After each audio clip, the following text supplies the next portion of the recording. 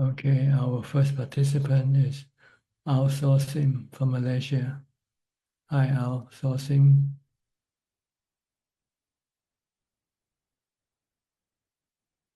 Good evening, Tan Ajahn. I have no questions today, just listening and paying respect to Tan Ajahn. Okay, go to Professor Ken from Switzerland. Hi, Professor. Good afternoon, Tan Ajahn. How's everything going? Everything's fine, thank you. I just want to offer my respects to Tan Ajahn on the occasion of the 50th anniversary of ordination.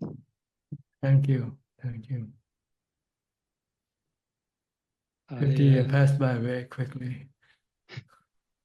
Yeah, I just reflected on what I've been doing for the past 50 years. Yeah. Other kinds of pursuits, but fortunately, I think I'm on the right path now. So I thank you did very nothing much. for 50 years and I felt good. I did nothing for 50 years and I didn't get anything for 50 years. I felt good. Because I have no burden. I have nothing to worry about.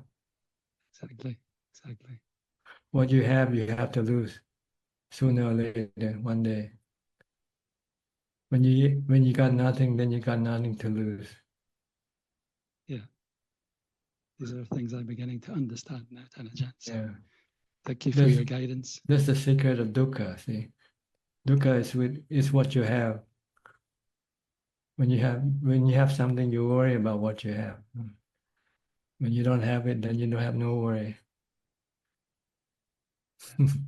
Exactly. And the way to be able to live with nothing is to meditate and be happy with your meditation, from your meditation. That's all you need. All you need is mindfulness and wisdom to keep your mind calm, peaceful, and happy and content. Okay. Okay, thank you, Tan Ajahn. You're That's welcome. all I wanted to say. Next, Claudia. Hi, Claudia. Haven't seen you for a few weeks. Good evening, good afternoon from Switzerland, Tan Ajahn. Yes, first I was very busy in a family, but it was a good job. And today I have off, and I would like to ask Tan Ajahn a question or for advice. Sure, go ahead. Yeah, so about 10 days ago, I accidentally got the information by social media that my mother has died. So it was a very toxic relationship between my mother and me. I think she was war traumatized from World War II. She never was able to have love for me, and it was a very, very difficult relationship. She also used a lot of emotional violence, emotional blackmailing. But one of my wonderful Buddhist teachers always encouraged me to practice metta with her, to forgive and to keep in touch with her as good as I can. And I did. So it was a wonderful teacher also from Thailand. And during the time we had been in touch, I started to feel stronger. I developed more metta, more self-confidence when I was with her, and it was a good feeling. We invited her for a meal, and yeah, we did what my husband and I did whatever we were able to do.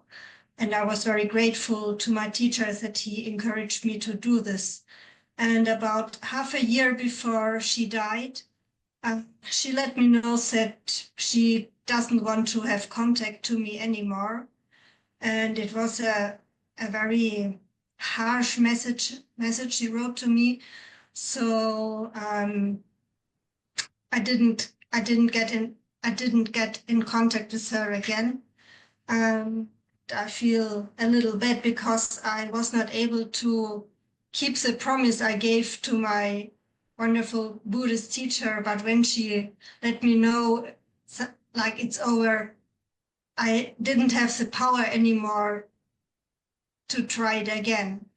And so after I got the message that she died, I tried to share my merit with her in meditation, that she may be reborn in a better realm where she can be able to receive love and to develop love. And so, is there anything I can do for my own peace? Well, for your own peace, you just have to forgive her and accept her being what she is or she was. Accept.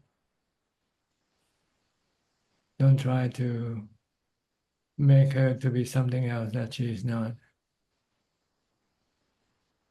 You know, this is the way she is, and this is the way she wants to be. It's fine with me. It should be fine with you, because in reality, she is just a natural phenomenon, like the weather or the clouds. You cannot control those things. Yeah. But you can forgive her and wish her well. Every time you meditate, when you finish meditation, send a good wish to her. May you be well and happy. May you find peace in the realm of heaven or wherever. Just express your goodwill. Yeah. It's more for your peace of mind rather than for her, because we don't know what where she is now and whether our wishes can affect her being or not. Yeah. Because to me, it always seemed that she is like, also when she was still alive, I always had this impression she was always like a hungry ghost or hungry for love, and she didn't feel the love that was given to her also from other people. And I also see her suffering. And to me, it's so difficult to accept this. Yes, but you cannot do anything else either. You cannot change her. And to feel bad about it doesn't make you any better off. So you have to practice equanimity also. If you cannot use metta or loving kindness, then you just have to stay in equanimity. Just let things be. I try, yeah. That's wisdom. Thank you so much. Okay. Everything is anicca, dukkha, anatta. Okay. Yeah, I will keep it in my mind. Yeah.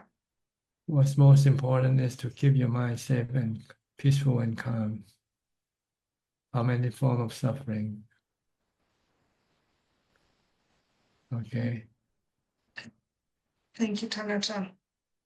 Next, we'll go to the UK with Rohini. Hi.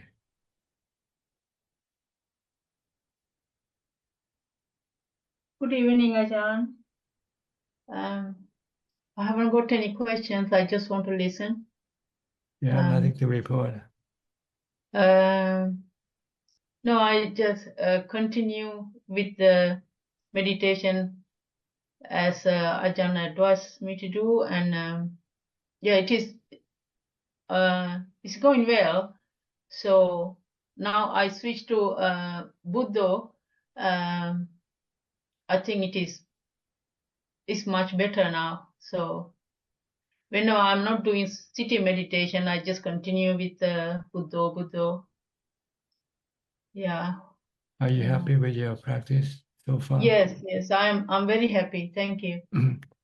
You can feel that you know how to control your mind now. Yes. I would say something like 60-70%, but it's still, yeah, it's much better now. Yeah. Yeah. Keep your mind always calm, not being attacked by your No, emotions. Compared to last year, it just I mean slip away, but much better than before. Yeah. Whenever you lapse in mindfulness, then you you will be attacked by your own emotion. Yeah. So when Yes. you know you've been attacked, when you become emotional, then you have to recite the Bhutto to bring your mind back to rationality. Yes. Thank you. Yes. I will. Okay, Yeah. good. Thank you. Thank You're you. welcome. Next, Alvin from Kuala Lumpur, Malaysia. Namaskar, Ajahn. Just here to pay respect and listen to the Dhamma. Thanks, no question. Okay, Mandy Smith from Canada.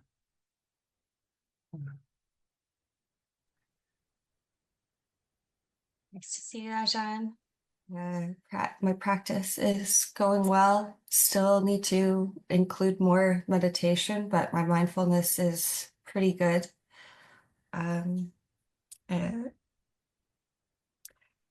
What an accomplishment for 50 years. So inspiring. And no questions at the moment. Thank you. Okay, you're welcome. Next, Kokseng from Singapore.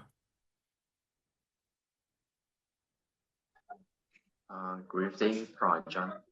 Yeah.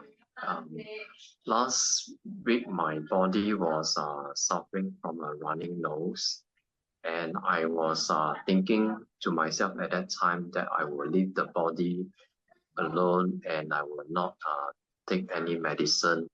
And I managed to endure it until about for the first 5 days. Then after that, I find the pain and the suffering was too much to bear.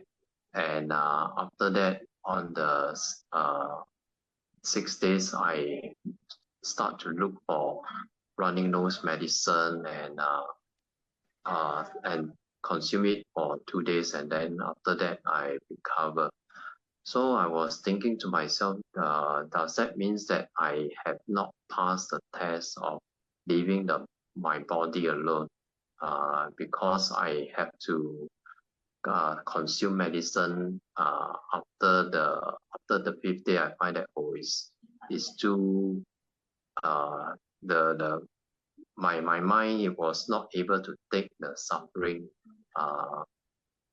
as a result of the running nose. Well, it depends on whether your mind is suffering or not. Yes, that's why I give in to taking the medicine. If you can leave the body alone and not feel hurt or affected by the sickness of the body, then you pass the test. But if you still feel hurt or you feel worried or suffer from the sickness of the body, then you still haven't yet let go of your attachment to your body.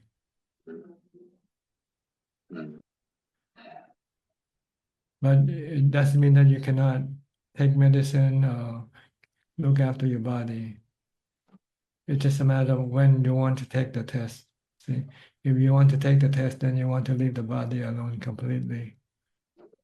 But if you're not ready yet, then you still have to look after your body. You still have to. Because in the first few days, I'm able to so-called let the mucus water drip down from my nose to my upper lips, the lower lips, and then to my chin. Then subsequently, it affect my eyes, and then I find it very difficult to bear. So that's when I decided to look for medicine. Well, you could blow your nose. There's no rules that say that you cannot blow your nose. You can still blow your nose. You can still eat. You can still drink. But you just don't feel hurt or affected by the sickness of your body. That's all. That's what. It doesn't mean you cannot do anything to your body at all. Yes, after sometimes when I find that is too the mucus dripping down is too too much to bear, that I will rise from my seat and then go and take a tissue to blow my nose. Yeah. So so I'm not able to leave the body as it is. Yeah. Okay, just you have to work harder on your mindfulness to get to equanimity and also develop wisdom to see that the body is not you and is not under your control. Okay. Okay, Yeah. Okay. I will try. Thank you, Prajna. you're welcome. Next, Alfredo from Sao Paulo. Hi. Ubeka. Where has Ubeka gone? Hi, Bante. Okay. I will change my name. It's okay. You're using the tablet, right? A new tablet. Yes, a new tablet. Okay, Yeah. You still have Ubeka? You still... Yes. Meta Karuna Mudita Yupeka. Yeah. Meta. Avyapada. Good, good, well, né? Good. Yes. Meta. You have to know when to use which one, though. Yes. When you Bante, why what?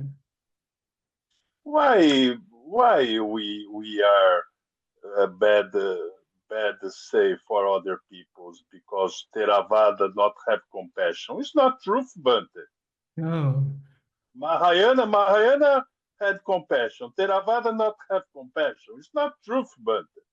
Buddha taught us to use the four Brahma Vihara. Yeah. Yes. It just depends on how much we should use them, that's all. We only use them when we are required to, or the condition require that we should do it.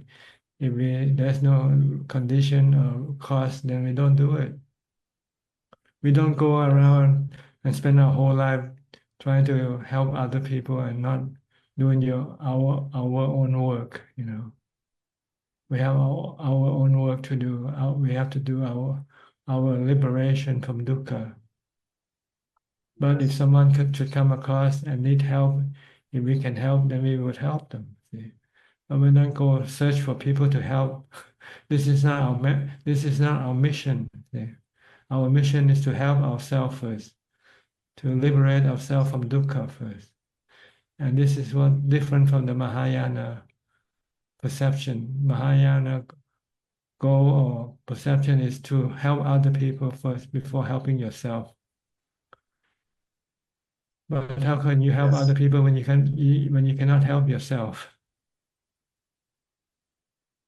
Yeah, it's difficult, Bante. It's difficult. Not have to meditate a lot. Yes. The Buddha said, help yourself first and then go help other people. Liberate yourself from dukkha first. Once you have liberated yourself from dukkha, then you can go and help liberate other people from dukkha. Yes. And that's maybe the reason why they think Theravada is not compassionate. Because Theravada spend more time doing their own meditation, doing their own work, doing things for themselves. But you have to kill yourself first. If you're sick, you have to know how to kill yourself first. Once you get rid of your sickness, then you can then go help other people kill their sickness, which is dukkha, mental sickness. Yes. It's very difficult to be a bodhisattva, Bante, in Theravada. It's very difficult. Many peoples, many peoples. To be a Buddha, a bodhisattva is very, very, very difficult. Well, see, if you were born and have no Buddhism to teach you, then you have to become a bodhisattva. You have to depend on yourself. Because no one can guide you and tell you how to become enlightened. So then you have to rely on yourself to develop all the 10 perfections.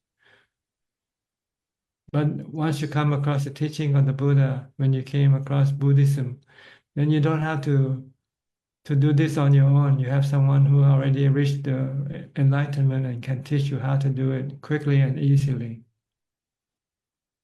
Yes. Follow Buddha. Yeah, Buddha said, Noble Eightfold Path, develop Eightfold Path in this lifetime. You can become enlightened in this lifetime. Yes. You can And forget how about you can forget about compassion. You have compassion, but you don't have to use it extensively. You use it when only you have to, when you need to. yes. And how Pacceka Buddhas know Buddhism alone? Because he It's very might, difficult. No? maybe he's not the type of personality who likes to teach. You know? Maybe he's an introvert. He's just a quiet person. Or maybe he finds it difficult to explain things to other people. Yes. Or maybe he finds the people around him doesn't want to listen to him anyway. So it could be many reasons for not teaching. Even the Buddha, our present Buddha, he at first didn't want to teach either. He thought that it's very difficult for people to understand and appreciate his teaching, and follow his teaching. Because to tell people to abandon the sensual pleasure is not easy, because everybody is going after sensual pleasure. But then after some careful consideration, he found that there are some people who are willing to give up sensual pleasures and seek for enlightenment. So he went to those people first, those who were ordained, those who were the people who practice meditation, jhana. This were his first target to teach, because they will be able to easily understand his teaching and become enlightened. Yes. Okay. Okay. I think it's very important to have compassion, but train alone. Okay. But have to good life is important to have a good mind to meditate, né, Bante? Well, you have compassion toward people who needs them. See, if they happen to be near you or come across, like you say, have a stray dog and he doesn't have food or something, you give him some food, you know. But you don't go look for stray dog and give food to every stray dog in the city, you know. Yes. Compassion with us, né, Bante? Compassion with us. Compassion with condition, you know. You have to have condition, because you have things that you still have to do for yourself. You still have to liberate yourself from dukkha, and no one can do Yes. this for you. It's a big job. It's a big job. Even the Buddha could not do this for you. Yes. You have to do it yourself. Yes. So by becoming a monk or living alone in the forest appears to be not being compassionate, being selfish. But look at the Buddha, he did the same thing. He went to live in the forest and practice alone until he became enlightened. Then after that, he came out and then started teaching to other people for 45 years. Give him 6 years to liberate himself. And the rest of his lifetime, 45 years, he gave it to other people. Is this being selfish or not? Yes. It's good to practice. Best practice. Yeah. Kill yourself first. Take care of yourself first. Look after yourself. Make yourself well first before you can go make other people well. Yes. Let go. Ajahn just saying, let go. Yeah. You let go of everything by practicing. Yes. All right. All right, man. Thanks. Okay. Next step from Oregon. Must be cold for you. Don't you have a heater? Hi. It's like 50s, but it's very windy. We're in the middle of like a big windstorm, and that's actually Make it colder. yes, yeah. It's Wind chill. Yes, yeah. It was like 50 degrees, but it felt like 29. It was kind of weird. But I'm dealing with a lot of fear because of the wind. Like we had widespread power outages last night. I didn't know if I was even going to be here. And I'm surrounded by these big trees, and I just feel very fragile in these windstorms, and I'm having a hard time calming down with Buddho, and I just don't know how to calm down with this weather. That's my question. Well, the Buddha teaches us to constantly reminding ourselves that we are subjected to aging, sickness, and death. So that's what I'm going through a trial right now. Yeah. And somehow you just have to accept it, that this will happen. Because what Buddha did, he just like, I keep thinking about him. He just like, when he was enlightened, he put his hand down on the earth and he said, I will not be moved. That was Tamara, but like, I keep trying to get that energy. Like, I will not be moved, but I don't have the Buddha energy yet. Yeah, you like equanimity, you like the meditation practice. Okay. You like jhana. So, well, okay, not enough jhana. Okay. So I think I have jhana, but then when this occurs, if I can't calm down, maybe I don't have jhana. Is that? Yeah, you don't have mindfulness even to get to jhana. You need mindfulness, and you cannot concentrate on Buddha. See. Okay. So you have to force yourself to recite Buddha, and say the heck with everything else. I'm just clinging to Buddha as my refuge. Okay, refuge. Okay. Yeah. All right, I got more practice. Okay. Yeah. After a while, your mind will calm down. If you can stay with Buddha for 5 minutes continuously. Okay. Okay. All right. Okay. Thank you. You're welcome. I'll keep practicing. Yeah. Next, Mahesh. Hi, Mahesh. Good evening, Tanajan. What can I do for you? One question I have is, there are some teachers who say to love your breath. So I heard one teacher suggest to treat breath as someone that you love, like an imaginary child or a parent or Buddha or someone that you love, so that you can always, when you come back to the breath, you're not thinking, oh I have to do it, but you're instead excited to come back to the breath. I don't know, is that will that create any attachment if we imagine the breath as someone, or is it a useful session? Well, maybe it varies from individual to individual. So if it doesn't work for you, don't worry about it. Okay, but if it works, is it will it create an attachment to that person that we are imagining the breath to be as we practice, or not? Well, because if it's up to you whether you're going to have attachment or not. See, and whether you know you are having attachment or not also.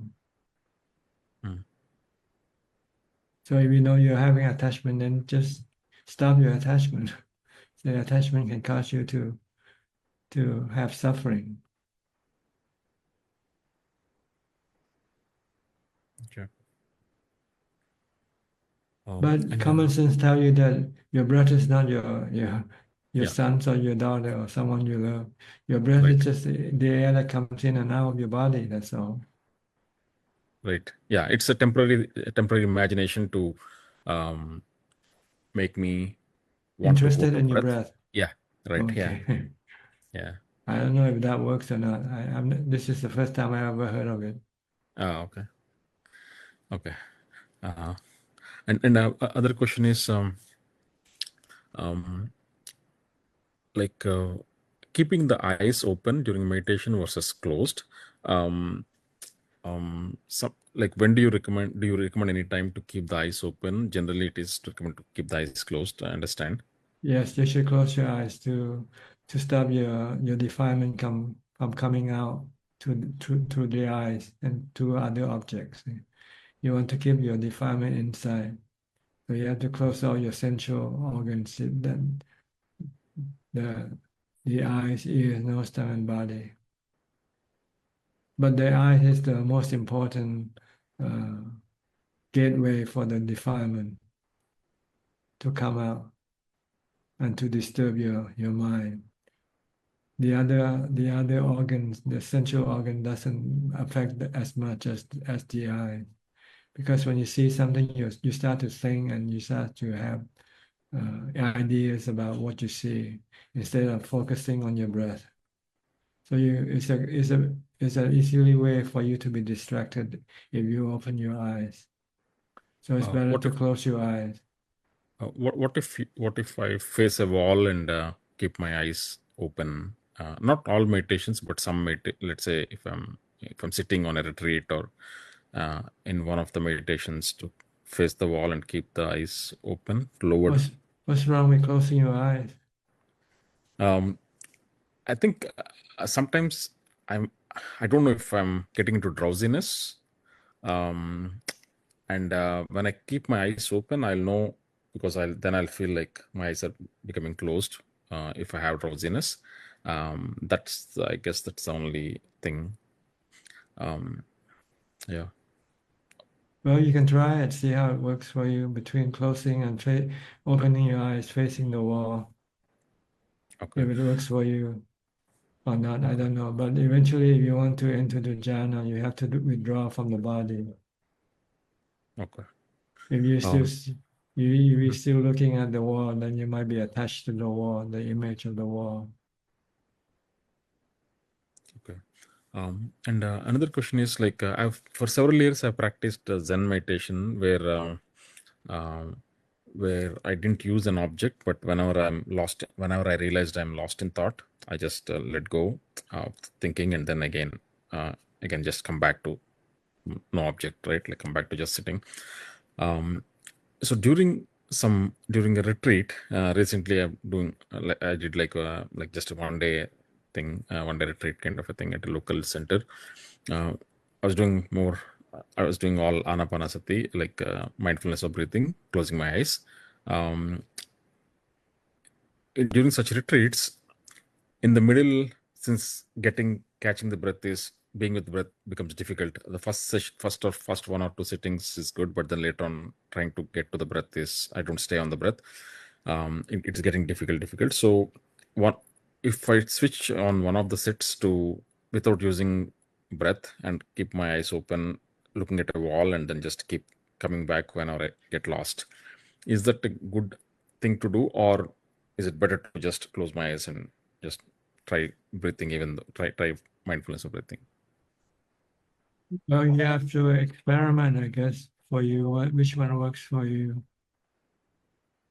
But I never open my eyes when I meditate.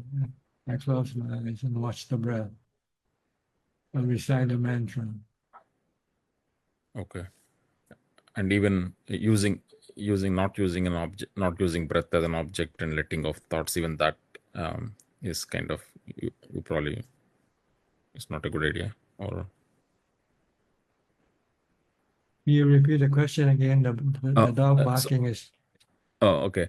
So even let's say the other aspect of my question, where one is keeping the eyes open, the other one is without using breath as an object, just let go of thoughts, right?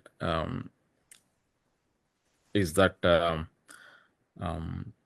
what do you think of that? Like without using breath, but just letting off thoughts sometimes. Well, the goal is to stop the mind from thinking completely. How you do that, that's up to you. Okay. Can you stop the thought completely for 5 minutes without thinking? Just be merely knowing.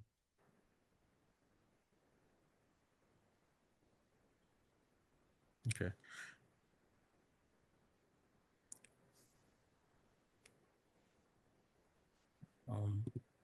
Yeah.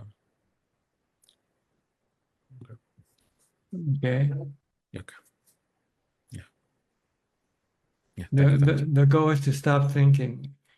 Yeah. to still the mind. And however you use, whichever method you use it, that's up to you. There are 40 types of objects of meditation according to the scriptures that you can use as an object of concentration.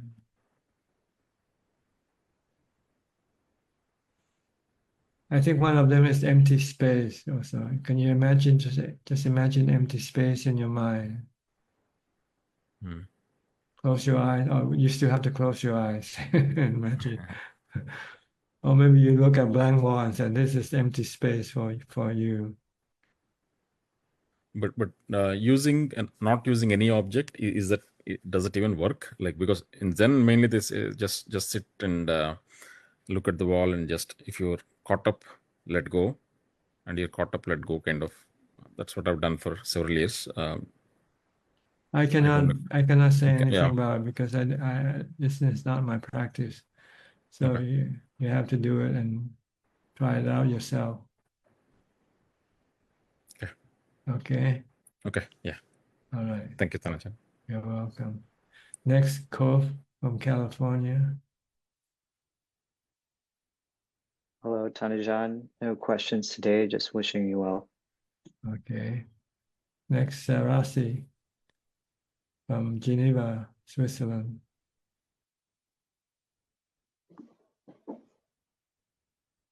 Good evening, Tanajan. Hope you are doing fine. Fine, thank you. Yes, I have two questions, Tanajan. I want to know, has a Sotapanna completely got rid of fear of death? Because during Buddha's time, Visakha Upasika, who was a Sotapanna, had reached Buddha weeping for her granddaughter's death. I'm really sorry because there is a renovation going on at the next apartment, which is very noisy. Does that mean that a Sotapanna has attachment to a loved one's body? Well, you can shed tears for many reasons. So we don't know what's the reason for shedding tears on that particular person. But if she or he is truly a Sotapanna, then there's no fear of death. But there might be sadness to see somebody pass away. But not the kind of sadness that, it's not the suffering sadness. It's the I'm not sure what's the word to use. It's just sadness, when you see somebody die.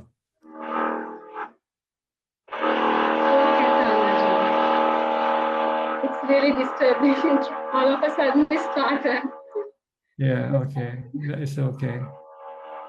Okay, can you go to the next question? Is my first answer okay? Yes, Tanajan. Okay. How can one realize for himself whether he is ready to face death or an imminent death situation? To ourselves, how can... You need to have equanimity first. You have to have jhana. Once you have jhana, then you have the strong mind to accept death. You have to practice a lot of meditation first to get to jhana, and try to maintain as much equanimity as you can, so that when you come face to face with death, you can tell the mind just to keep still and not to react, and give up the body, and willingly giving up the body. See, the reason why you could not give up the body now because of your attachment, your defilement doesn't want you to give up the body.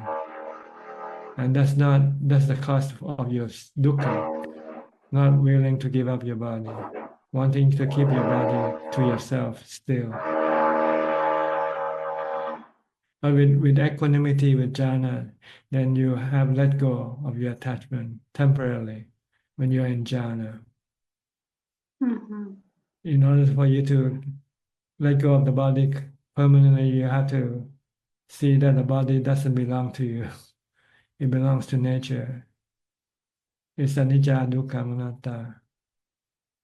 If you cling to it, you want to keep it, then you will get dukkha. If you're willing to let nature take the body back, return to nature, return to the four elements, then you let go, then you will have no dukkha. even during our daily work, we do. Is it okay? Like we contemplate about the nature of this body and how it came into existence and how it's always dependent on something else. I mean, even our thought is always dependent on something else through our sensual organs. Like As, that. as long as you see the body like a robot, right? And you're not the body, you're the user of the body. If you can separate yourself from the body, you're the one who thinks, who tells the body what to do. The body is just a biological robot that is given to you by your parents. Your parents created this biological robot for you to use. You are just the mind, the one who thinks, who feels, who tells the body what to do. If you can understand this concept, and then if you can just let the body be, whatever is going to happen to it when the time comes. If it's going to get sick, let it get sick. If it's going to die, let it die. Then you, as long as you have no fear, if there's no clinging, no craving for it to exist, to continue to exist forever, then there will be no dukkha, no fear.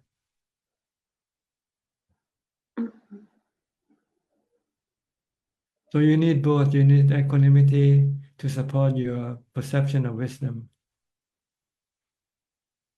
But for that, do we have long-term practice of meditation through development of equanimity through long-time practice, or? The length of time depends on the amount of time you put in. If you put in lots of time, then the length is shorter than if you put in less time. So if you become a monk, you have all the time to put in for your meditation, 20 hours a day. Then this won't take a long time to get to jhana. See? But if you only give it 15 minutes a day or half an hour a day for meditation, this might take forever for you to get to jhana. So jhana is extremely important to even to become, I mean, like to enter the status of a sotapanna, right? Yes, it's part of the Noble Eightfold Path, Samma Samadhi.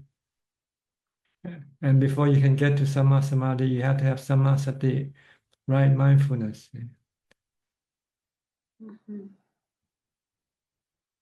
We can't have like samadhi whatsoever even without jhana. Well, samadhi is jhana. Right samadhi, right concentration is the fourth jhana. Right. You want to get to equanimity. You want to have the mind to have equanimity, which you can get it from putting it into the fourth jhana.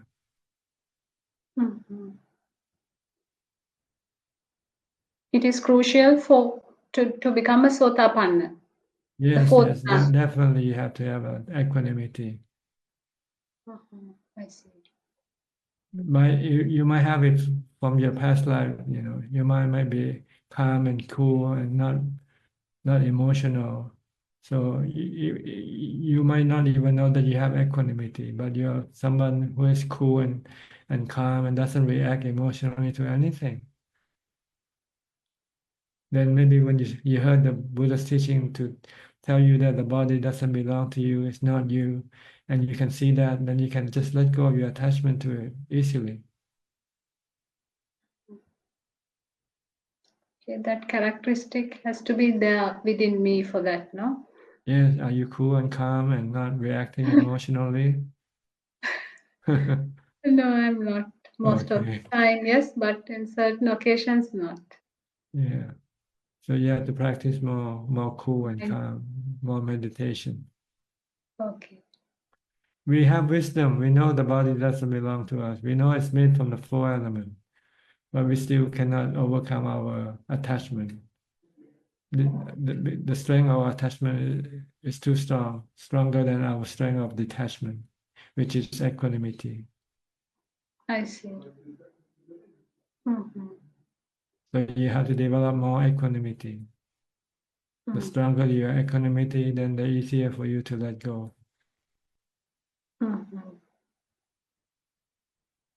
If you don't have to have equanimity, there is no need to meditate, no need to practice mindfulness. Just study. Exactly, yeah. The study is not the answer. It cannot give you enlightenment. You cannot apply the theory into real situation. You cannot apply the Four Noble Truths into the real situation without the practice. Okay. So we are going in the samsara because of our very Our rigid cravings. attachment to the body. Yeah, your cravings is the cause of your attachment to your body, because you need the body to make you happy. It's the tool for you to access the sensual pleasures. So your body is a very important tool for you. Without the body, you cannot have sensual pleasure.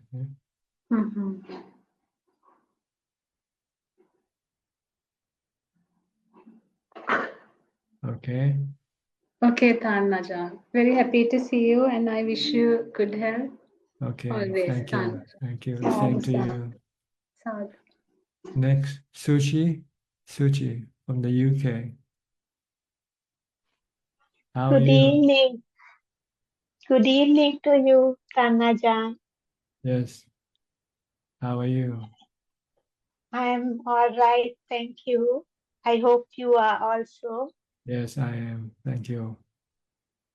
Tanajan, I was motivated by your advice to me the last time, and I escalated the time I spent sitting mindfulness meditation to 1 hour daily during the past 1 week. But of course, the mindfulness is not strong enough yet because the background thoughts come and go, and sometimes the mantra drifts away and I have to get it back. But I will work on it. I will increase the time I spend sitting, doing meditation, the mindfulness meditation. But also the time you have to spend developing your mindfulness also all the time. In your waking hours, trying to be mindful all the time is okay. That thankfully, because of the solitude and isolation, is fairly successful. And thanks to the mantra Buddho Buddho, but that also needs to be improved, Tanajan. Yes. Yes, you can also watch your body also. If you're not reciting the mantra, then you have to watch what your body is doing instead. Okay. Okay. We call mindfulness of the body, Kaya Kata Sati. Okay. You can use either one or alternating them or both at the same time if you want to. Watch your body and also recite the mantra at the same time. Okay. Can I watch the breath as the body? If you're sitting down, yes. But if you're doing something, it's better to watch what you're doing. Okay. Watch your breath only when you're not doing anything. If you're not doing anything, you're standing, you can watch your breath. Sitting. Okay. But if you're moving the body, then you should watch the movement of the body. Make sure that the body doesn't go do something wrong. Okay. I do walking meditation also inside the house. Fine. In the room. Yeah, just watch the walking then. Watch the steps. Okay. If you're eating, watch what you're eating. Okay. If you are cleaning the house, watch what you're doing with. Watch what you're cleaning the house with. Just be with the Okay. body. Don't let your mind go think about other things. Be here and now with the body, or be here and now with the mantra. Keep your mind in the present, that's the goal. And be merely Okay. knowing and not thinking. Okay. I understand. All right. And I have one question, Tanajan. It was mentioned that it is pointless to contemplate metta without putting it into action. Is it of value using metta as a mantra in mindfulness meditation, like chanting, "May all beings be well and happy"? If your mind is restless and agitated, and you could not use mantra like Bhutto or watch your breath, then you can use this chanting to help you calm your mind down first. Okay, yes, especially in emotional situations like in anger, sadness, That's right. stress, or If you cannot use mindfulness of breathing or body, then you use mindfulness of chanting instead. Chanting the four Brahma Viharas. May all beings be happy. okay, I Sabbe satta understand. avera hontu, abhaya pacha hontu. Keep chanting that. After a while, your mind will then calm down. Then when your mind becomes normal, then you can use the breath. If you're sitting or you're doing something, just watch the body or use the mantra Bhutto. Okay, thank you. Okay. Thank you, Tanajan. All right, you're welcome. That's Try, all for today. try it out and let us know what happened. Yes, yes, Okay. I will. Thank you. All right, next is Philip from Kuala Lumpur, Malaysia. You're in the dark room. What happened? No electricity? Cannot hear you. Your microphone is unmuted, but somehow the sound doesn't come through. Okay. Can you hear me? Oh, sorry. Just wanted to, good evening, Tanajan. I just wanted to turn on the table light, instead of the ceiling light. Yeah. So I have no questions tonight. I'm just in here to pay my respect. Okay. I'll go to Aparajita in Dubai. How are you? Good. How are you, Fine, thank Tanajan? you. Good. Fine. Yes.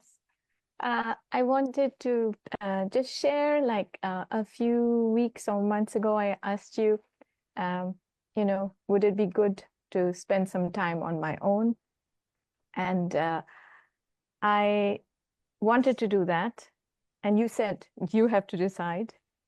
And I wanted to do that. And then for a while, I was like, okay, but I don't have enough to get another apartment and all of that. And just a few weeks ago, I thought I don't need that much. And so I've just decided to just move into just a small room and with a bath and yeah, just to give myself more time. So just wanted to say that. Yeah, and thank you. Just like staying in a temple, in a Exactly. monastery. A Yes. monastery just have a room for you and nothing else, and a bathroom maybe, and a mat for you to lay down on the floor, In and a fact, pillow. yes, So I thought you, I wouldn't have a bed. I would just have my yoga stuff and Mm. maybe I can create my little Dubai temple room for myself. Yes. it is a good condition or surrounding for your meditation. Because there are nothing to distract you, no sensual pleasures, objects to distract you. Yes. And how did you find out? Well, it's like, when I first came to Dubai, I would stay in a sharing accommodation. Then you grow older and you become a bit like, I want my own house and everything. So it's like, I let it go. It's like, okay, go back to the way I was courageous when I was young and just like pack my bag and go off. So there are many small places that you can rent. So I've decided to do that. So, Did you find it useful for your practice? well, I haven't started yet. I have see. decided I'm going to move next month or so, but I've decided before I You was mean start. for long-term stay or just? Yes, at least 6 months for Oh, sure. really? Yes. What you do with your partner here? Live Well, my alone? partner, I did tell him, and I've been going on about it for so long. So I said, look, I think I need some time to do some intense practice. Okay, And good. it will be helpful, even not to be this.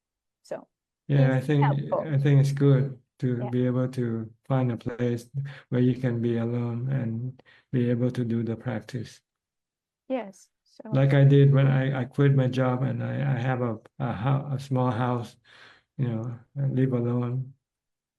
Very, yeah. very nice place. Where even though it's in the town, but as long as you don't go outside, you know, nothing can distract you.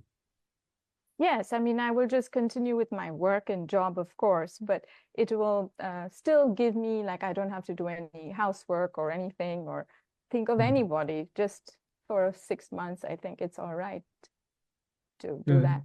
Yeah. Okay. So thank you, and thank you. You're welcome. Yes. Good. You're moving in the right direction, a step in the right direction.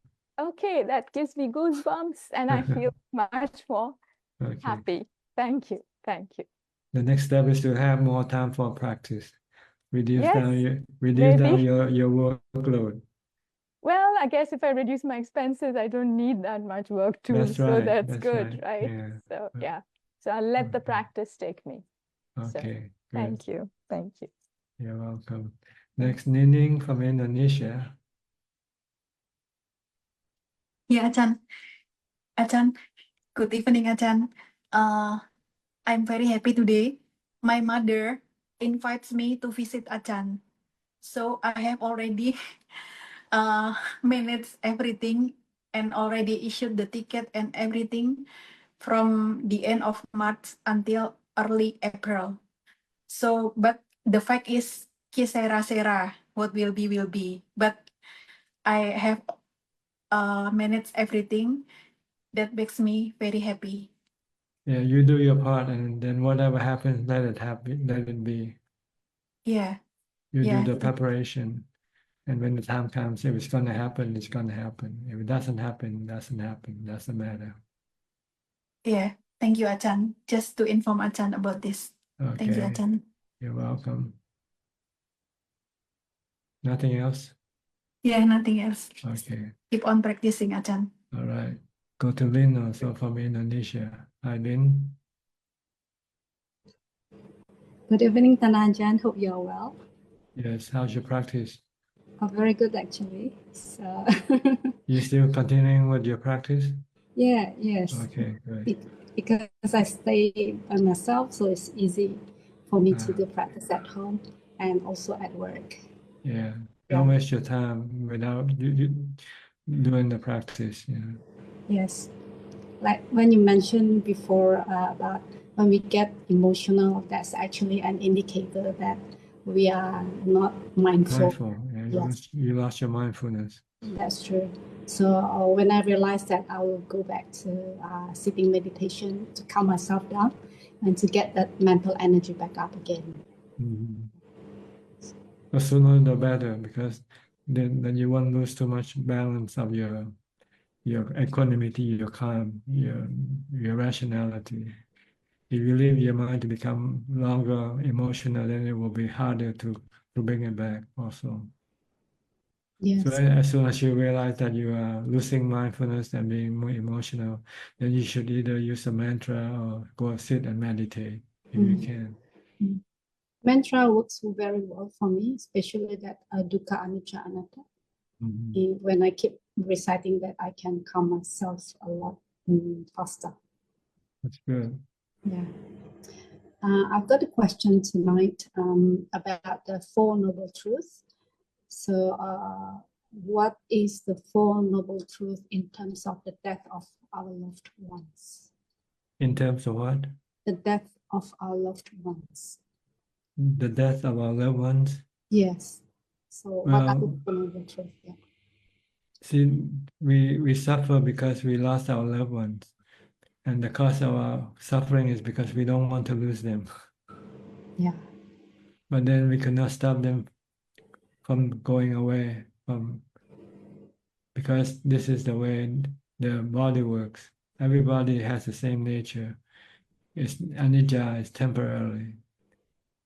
It's born and then it grows up and then it gets old, gets sick and die. And this is a natural phenomenon or process. There's no self in the body. So this is what you have to see with wisdom. Once you can see this, then you can then stop your craving or your attachment to the body or anybody's body, because you look at them like clouds in the sky. They come and go. Everybody is like clouds. They come and go. And so if you can compare them to clouds and accept them treat them like clouds, then you wouldn't have no dukkha, no suffering. But it's because you're still being attached to the notion that there's a self in them, that they're your loved ones. Yeah. Then you still have this clinging or attachment to them. Yeah. So does it mean that the order is like the first noble truth and the second, and then go to the fourth, and then go to the third? Is that like that, the order? You use the fourth to stop the other three.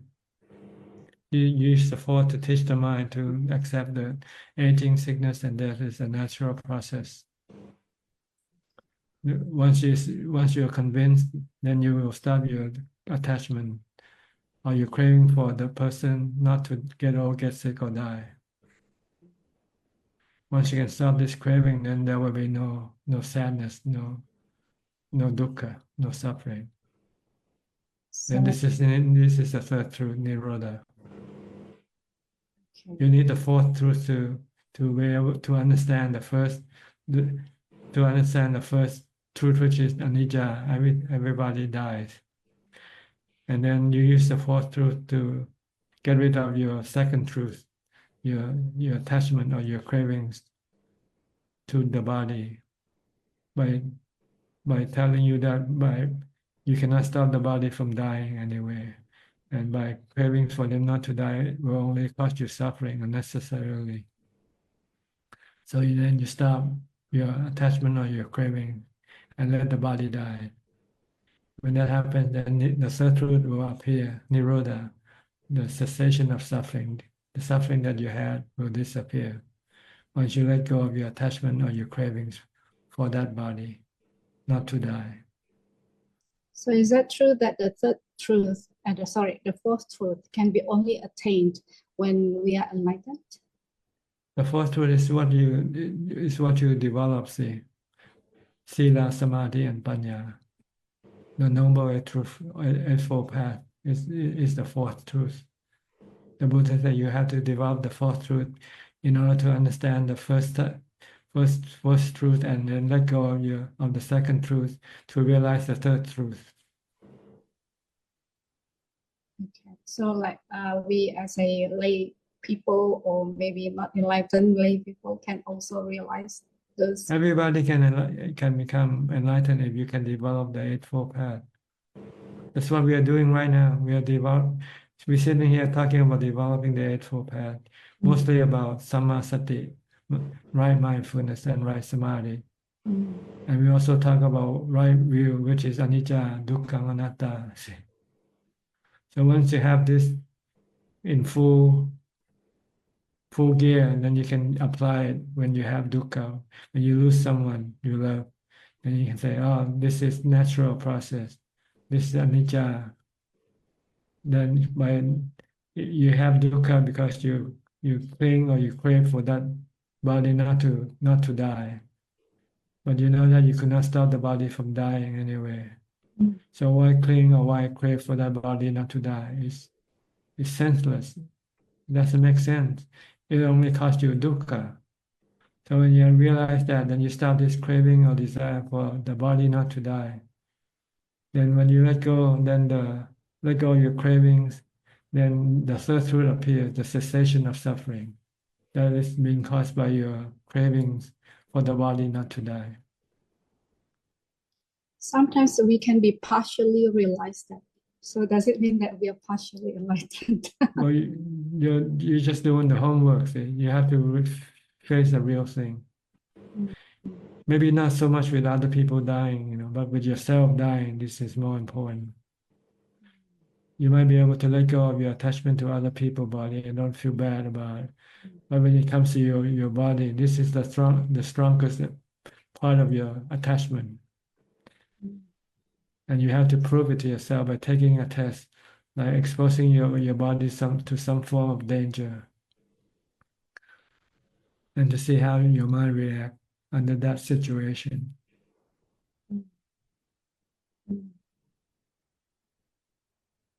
But you use the same principle, anicca, dukkha, anatta, the body, not you. It's going to die. And if you have fear, it means you still have craving for it not to die. If you don't have fear, then it means you let go of your craving for it not to die. You're willing to let it die. So like as a monk, they can do Dhutanga practice. But for female monastic, what other practices that you would recommend to reach the same attainment? Like fear of death, like to get rid of the fear of death. Well, you might have to go find some scary place to practice alone, but safe place for human, but scary place like in a cemetery or something like that. If you want to prove, if you want to take the test whether you have actually let go of your attachment to your body or not, then you need some form of danger, some form of threat to your body, and to see how you react.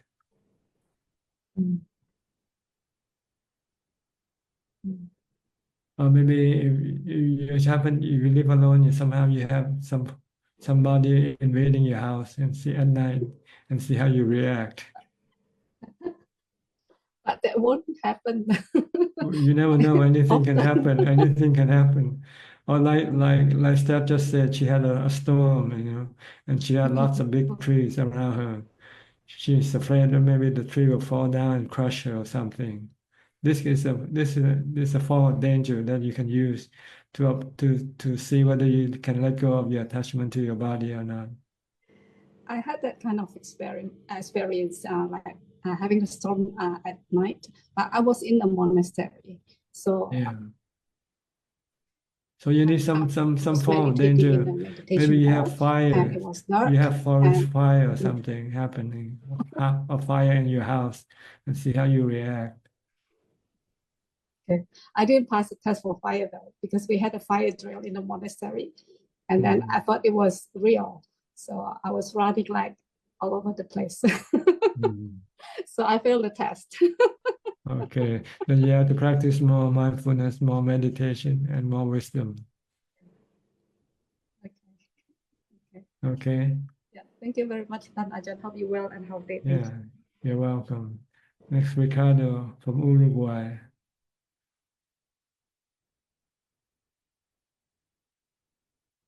Hello, Tana-chan. Nice to talk to you. And first of all, I'd like to congratulate you for your 50th anniversary as a monk last 19th of February.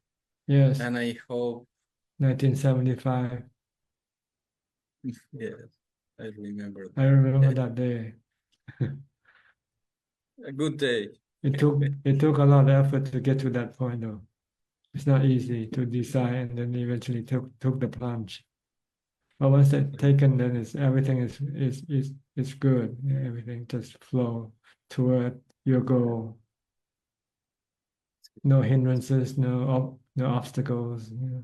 Find the right place to practice, find the right teacher to live with, and everything just go easy. But you were very brave, and yeah, I think it's not easy to take that decision, but we are lucky that you took that decision, because after 50 years we have you as our teacher, teaching us the Buddha's words. So I congratulate you and thank you for all this time teaching so many people. And I hope for 50 more years to be here teaching us. Oh, I won't be here. Definitely I won't be here. I don't know if it will exist. I don't know when it's gonna happen. But sooner or later you're gonna have to go. So I don't look forward to anything. I just live from day to day. I count my blessing every day. I'm still alive. But it doesn't really matter, because if I'm not here, then I don't have to work. If I'm here, I have to work. You don't have vacations neither. Okay. I have two small questions, and it's a historic question. I think the Buddha never said about repeating Buddha, but who started this mantra? And I know it works, but I wonder who was the beginner, if you know that. Well, it's part of the 10 contemplation, 10 recitation, or 10 objects of meditation, to think of the Buddha, the Dhamma, and the Sangha. And so the easiest way to think of the Buddha is just repeat his name, Bhutto, Bhutto, Bhutto. Instead of chanting Itipiso, Bhagava, Arahang, Sama, Sambuddho, you just use the word Bhutto alone. The last. Make it short, make it easy that way. Okay. But I think it's widely used, I think, by Ajahn, I think, and in his teaching, I think he taught all his disciples to use mantra Bhutto, Bhutto. Okay, and the other question was what Lynn was talking about, and is the Dhutanga. Is it? I don't know very much about that. I know that some monks used to walk long distance for a few days. And is it, as you told before, to be sometimes in danger and not to be afraid? Or what was the purpose? What is the purpose? Because I know some monks do it. Well, see, you have to first study the 13 Dhutanga practices. Oh. These are austere practices to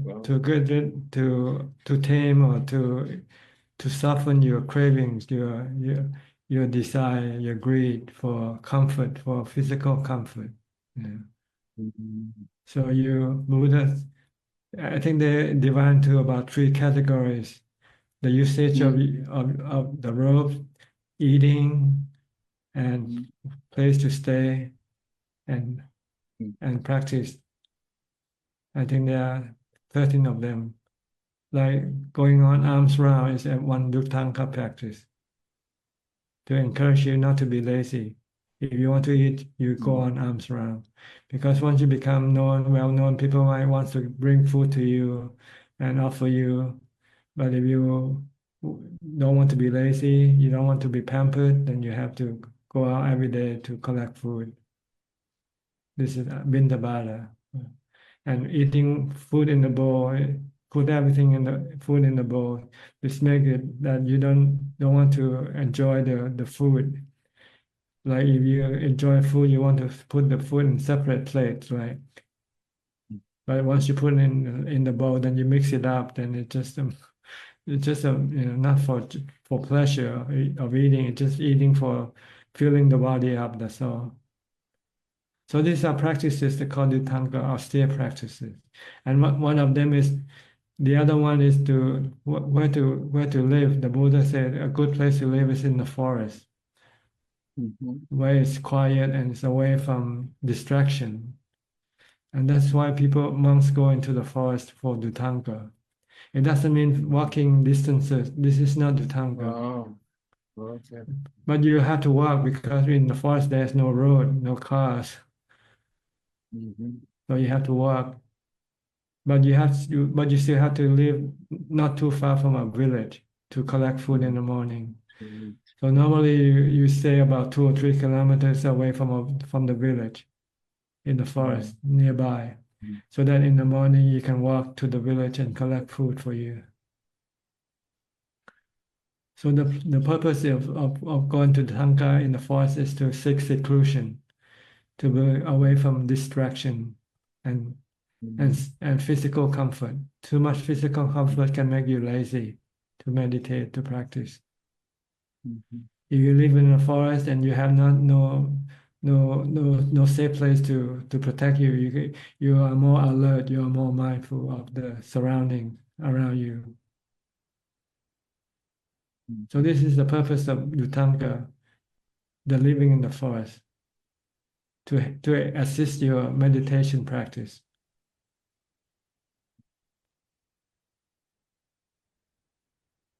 Study the 13 austere practices. They are practices for austerity, living austerity, not living in too much physical comfort.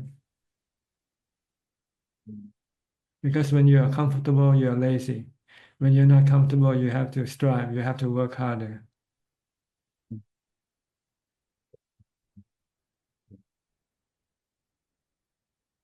But nowadays, sometimes monks walk just to show off. They walk in a caravan. They walk in a long trail with other monks. This is not going for seclusion. This is going for show. Taking photos and posting in the Facebook page that we are on the Dhanga practice. Okay. They don't even know what the Dhanga is. They just think that by walking you're practicing the Dhanga practice. This is not it.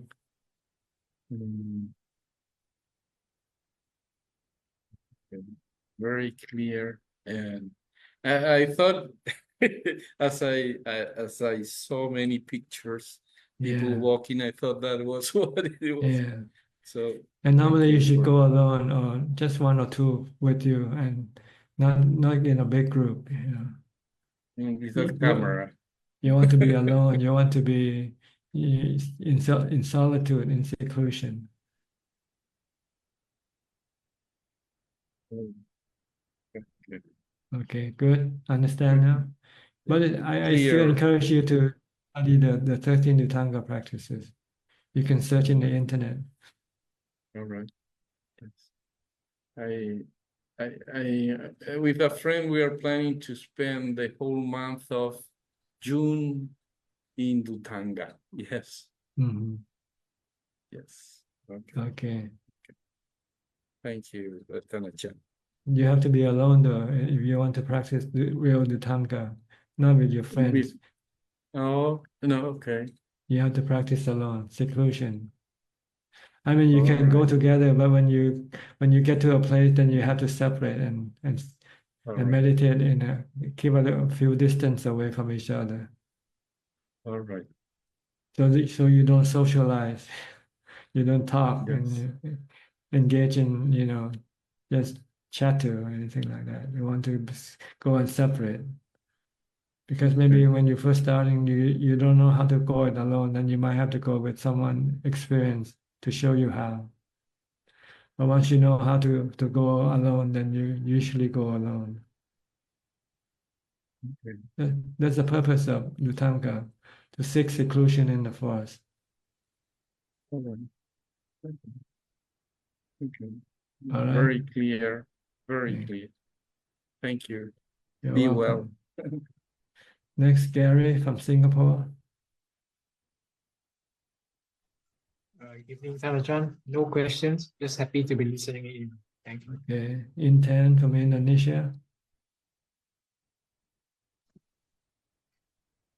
Good evening, Prajan.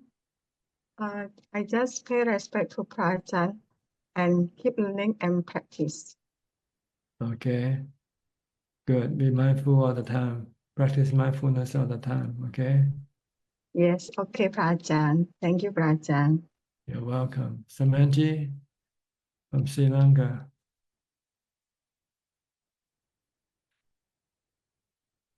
Hello, Tanajan, nice to see you. Yes, good to see you too. Yeah, I have a couple of questions. Tanajan, this is kind of my observation. Why do the people who are born as Buddhists often take longer to realize the true meaning of Buddhism, while many converts, especially who are originally Christians, seem to reach the Sotapanna state or grasp the essence of Buddhism more quickly than Buddhists who are by birth? I'm not sure you can generalize that or not. Maybe This is just this is kind of my observation, yeah. but that I've But seen it. I don't think it's true though. I think there are many Buddhists that you don't know that have realized enlightenment also. Okay. So it doesn't matter anyway. It just observation. It's okay. But I don't think it's true though, because I know a lot of Buddhists who are, you know, Yeah. who are interested in Buddhism and practicing also.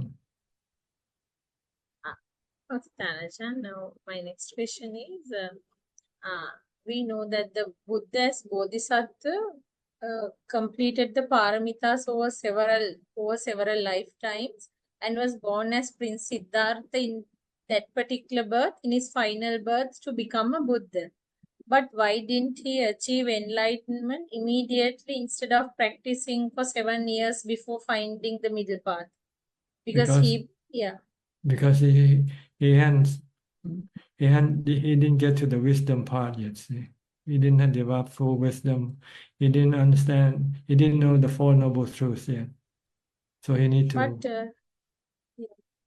But over a long period, as Bodhisattva, he completed paramitas to become the Buddha, to become a Buddha. Still, he didn't know what you That's mean right. is, yeah. He didn't know the Four Noble Truths. Okay. He had to discover it in that particular birth.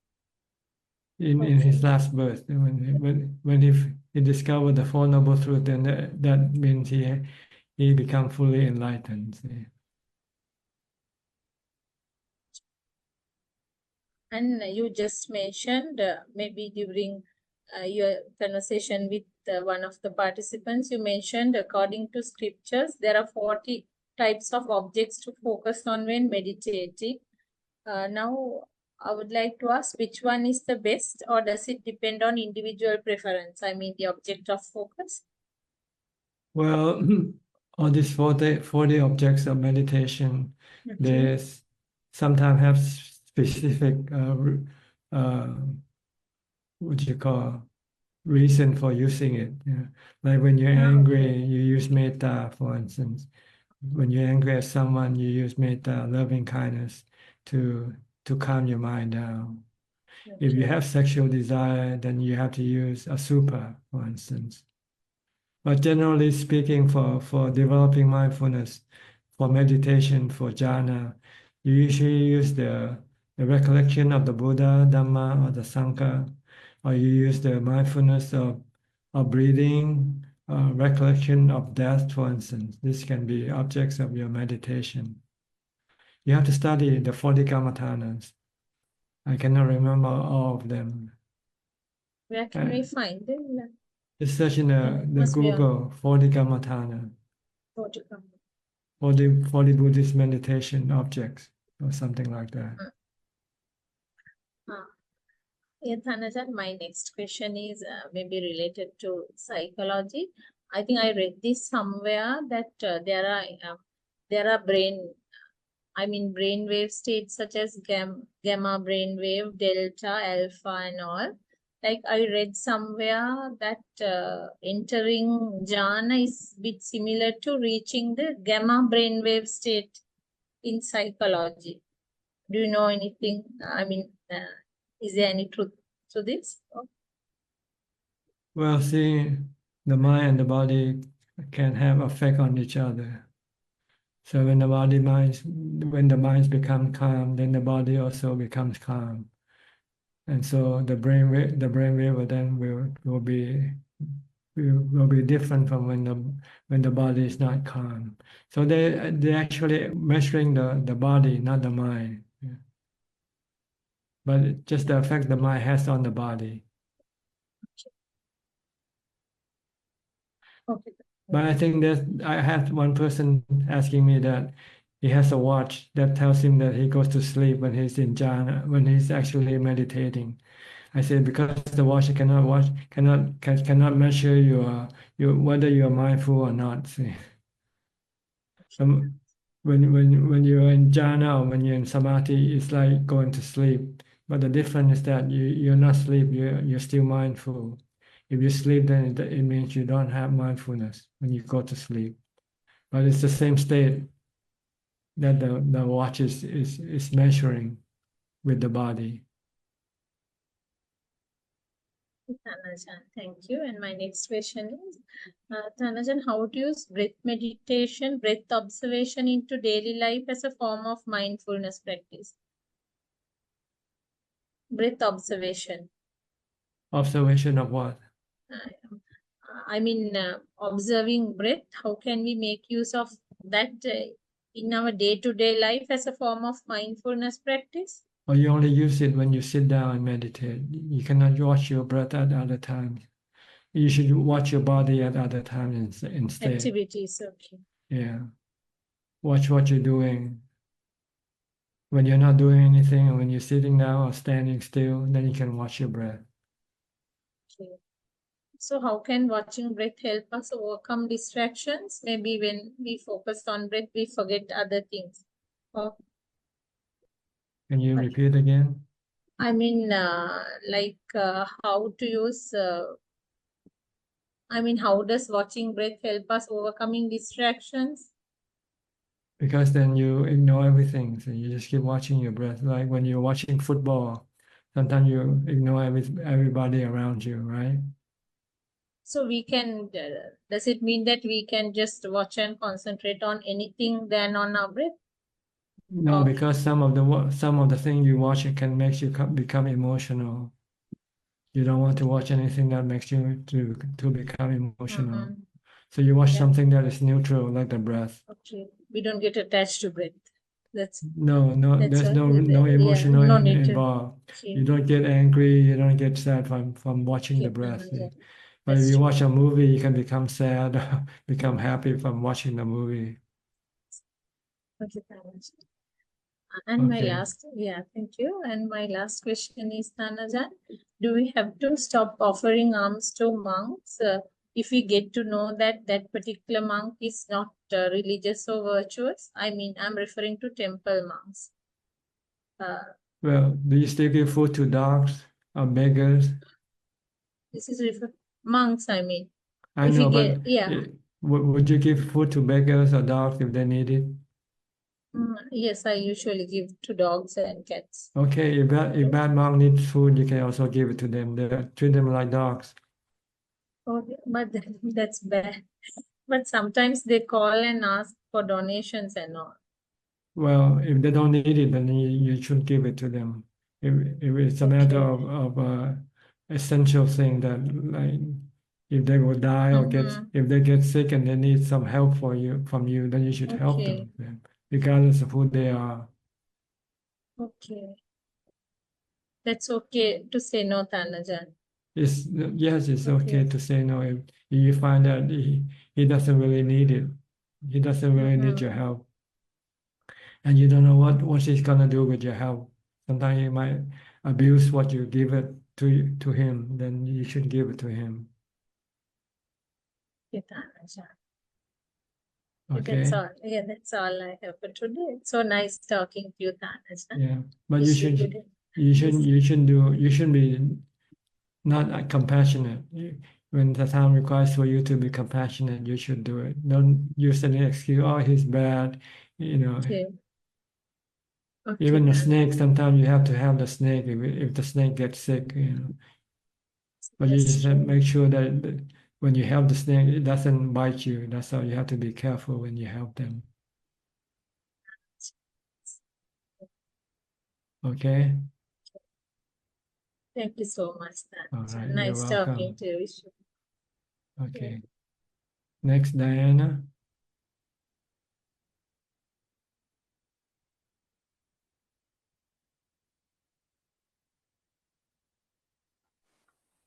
Namo Buddhaya, Ajahn Suchart. Greetings to you. Yes, I just had a quick follow-up question from the lady that was being answered to. So is it okay? Because I heard and I also didn't know who to ask. Is it okay for monk to ask if he needs something? Usually, no. He's allowed to ask from people, his relatives. He can ask from relatives or someone who made the offer beforehand. If you offer me that if I need anything, I can ask from you, then I can ask. But if you never say anything like that, I could not ask from you. Like if I say, if you need something, please ask. Yes, then he can ask you for that. Ah, But if you if you didn't offer him first, then he could not ask you. okay. Okay, that's good to know. Because sometimes I like to offer, but I didn't know how to make the opening. And then I heard, You can tell him if you need something, let me know. Or you can also be more specific, like if you need food or if you need clothing or whatever. okay. Okay, thank you. Okay, next. Anything else? I think you slightly touched on it. I was going to ask you, sometimes my concentration is overwhelmed by some, like not strongly, but continuously overwhelmed by some underlying feeling. And the question is, could I use like a metta as or like any kind of kind thought as an object for my concentration at that point in time, to just kind of like to have a stronger, like to have an opposite stronger thing to weigh me out of it. I don't know. Is that a clear question? Well, if you're happy, if you're angry at someone, then using metta object is good. You can forgive that person. Once you can forgive that person, then your anger will disappear and your mind will return back to become normal. Yes. Sometimes it's like, sometimes I can do it like quickly, like within half an hour. Other times it's like it carries on for a day or two. Then in that time, could I just stay with that as my object of meditation, as opposed to Buddha? Because sometimes like the Buddha doesn't quite cut through it. Maybe try anicca, dukkha, anatta. Treat that person like a phenomenon. Yeah. Anatta, there's no self in that person. It's just a phenomenon like clouds, like water, like Yes. rain. Okay, we're back to the weather. Yes. Yeah. At one point, I did learn Itipiso chant with my daughter, and I found in that process that because my mind got more involved with trying to learn the different wording, that it was successful to like detach in that point in time.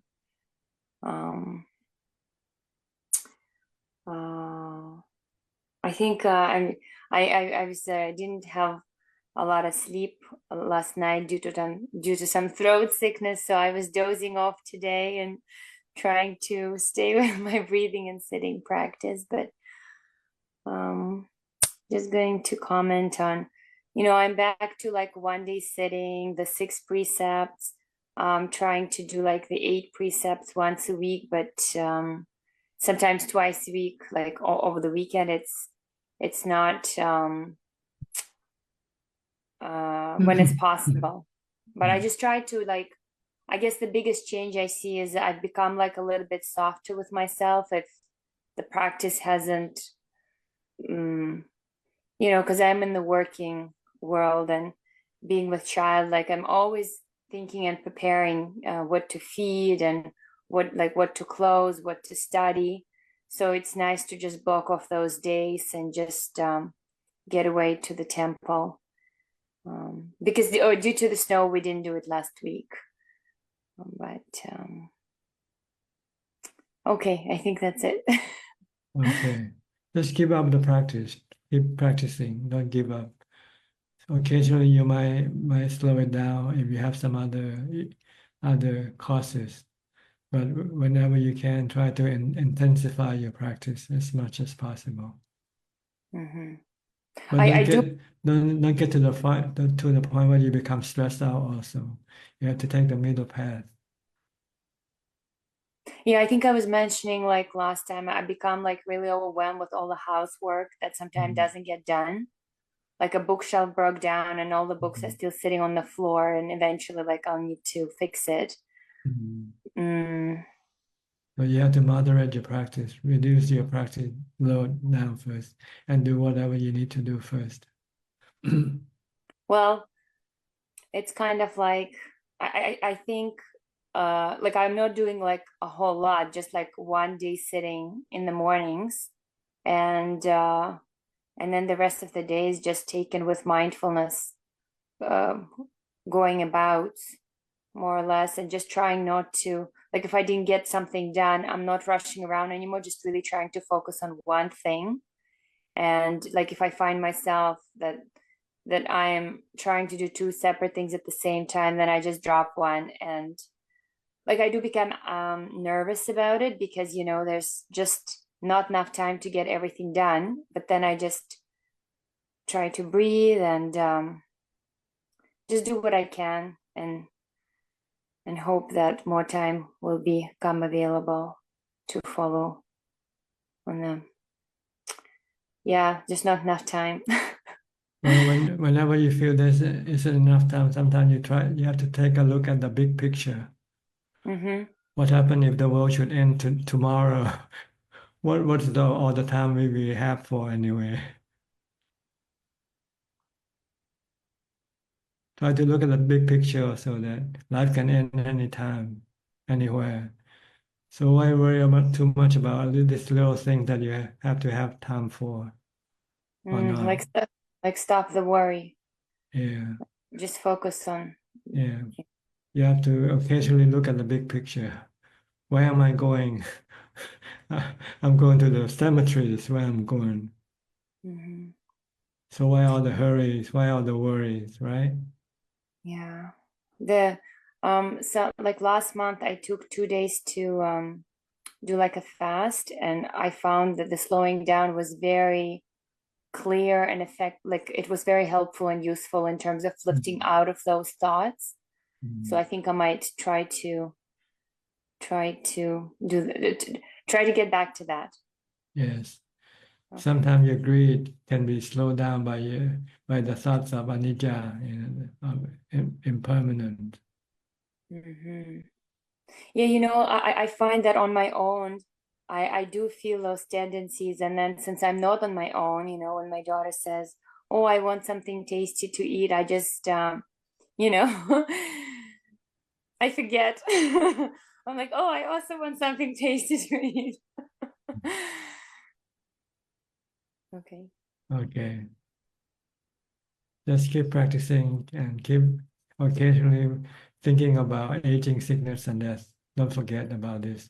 If you can do this at least once or twice a day, every morning when you get up, yeah, I'm subjected to aging, sickness, and death, and separation from the ones I love.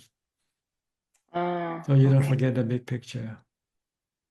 I'll need to schedule that in, but that's a good practice. Thank you. Okay. All right, I'll move on to the next person, which is Joe. Hi, Joe. Can you hear me? นมัสการพระอาจารย์ครับ Can you speak English? Yes, I originally from Thailand. I just moved here to Canada 15 years ago. I see. Where in Canada? Niagara Falls. Niagara Falls. Okay. Yes. Can I help you? I'm good. How are you? Good. Yeah. Can I do anything? You have any question? No, just observing, and some of my friends join your class, and I used to be a Buddhist monk in Thailand too for over 10 years, so I I think I have a lot of theories already. I just need more practice. Yeah. Yeah. Okay. Yeah. Just enjoy the class and thankfulness. And you're doing this for lots of people, which actually in Canada, not many place we can have the place to practice and learning about Buddhist and meditation. I think it's very grateful you running the class and all people around the world can learn and practicing as a meditation. Yes, I'm happy to be of service to anybody Yes. who needs my Yes. service. Yes. Okay. Thank you, Ajahn. Nice talking to you. Thank you. Next, Sulan from Singapore. Oh, hello, Ajahn. Happy 50th anniversary. Okay, thank you. Yeah. Oh, hope you are well also. I have a question for tonight. Yeah. Actually, I think on last Sunday night, I just suddenly couldn't sleep the whole night. Yeah, because my father was telling me, his body is deteriorating, because of old age. Then he feel like, oh, maybe he won't be able to like live longer. Yeah. Then although he has also said this many times in the past, but somehow that very night it struck me really hard. Then I just couldn't sleep. Then I keep proliferating my mind, like keep thinking, oh, like what happens if he goes doesn't wake up the next morning. I just couldn't sleep, and then after that I kind of like one thought after another, like thinking, okay, then like would I have any regrets? Then after that I start thinking, oh, there's many things I still want to bring him to do. Bring him to this place. I want to do things with him. Take him to eat nicer food and so on. So then I just couldn't sleep. Then I couldn't sleep the whole night. Then I tried to read your book. So I just wanted to ask, like, how can we reduce our regrets with our loved ones, and like it's also impractical that you got a lot of things that you want to do, but actually we need to prioritize, right? Well, you do what you can. That's all you can do, right? So do what you can, and do it now while he's still alive, because you don't know when he's gonna be gone. So Then you won't have any regret afterward because you try your best. Just try your best. Just try my best lah. Mm. Okay. Then is it am I being greedy? Like when I have all this thinking, is it I'm being greedy? Greedy for what? Greedy to want to To do things for other people. This is good greed. It's okay to be greedy like this. It's only bad to be greedy for yourself. If you want to be greedy by helping other people, making other people happy, all the more for you, Oh, okay. It's good. That's good. Okay. It's good greed. There's good greed and bad greed. This is called metta, loving kindness. Oh. To give happiness to other people. But I thought metta should make me feel happy, but I couldn't sleep. So because you haven't done it yet, see. You were worrying about his death and not metta at all. Two separate things. Two separate things. If you want to use, if you want to go to sleep, you have to use equanimity instead. Say life comes and go. People die, born and die. accept the truth, and then you can go to sleep easily. Oh yeah, it's still a knowledge that I've not fully understood yet. Yeah, So, you haven't contemplated it hard enough yet. mm, You didn't take it seriously about death yet. yeah. So one day when you come to close face to face with it, then you could not go to sleep. Mm, But if you have been contemplating seriously for a long time, when you come face to face with it, you just feel nothing. You feel nothing because you know this is what's going to happen. mm, So you have to do more serious contemplation, mm, real contemplation, mm. not just perfunctory contemplation. Not just for what? Perfunctory, just doing just Like, for the sake of doing it. or for the sake of doing it. Okay.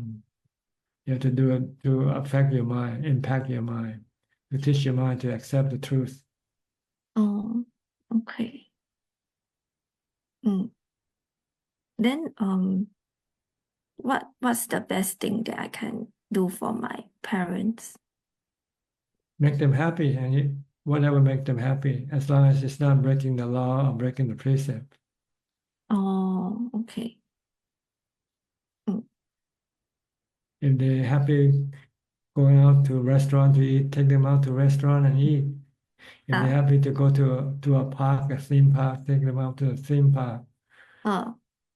Whatever they want to be, whatever makes them happy, ask them what they want to do. Then should I also ask them like how do they want to how do they want their funeral to be? Oh no. Because like I hear No, people say let them tell you. Let them tell you. They want to tell you. I don't know. I hear people say that we should ask our elderly. No. This is a touchy subject. You have to let them say it. Then you follow what they say.